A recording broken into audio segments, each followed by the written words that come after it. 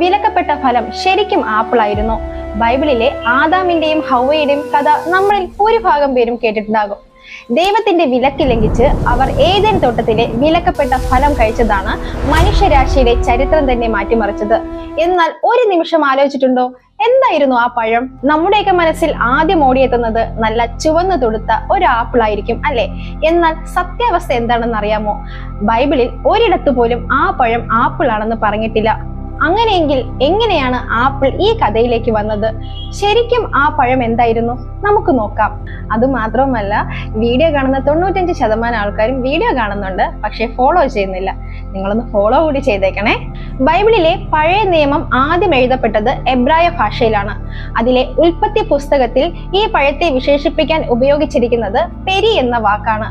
എബ്രായ ഭാഷയിൽ പെരി എന്നാൽ വെറുമൊരു പഴം അല്ലെങ്കിൽ ഫലം എന്ന് മാത്രമാണ് അർത്ഥം. അതൊരു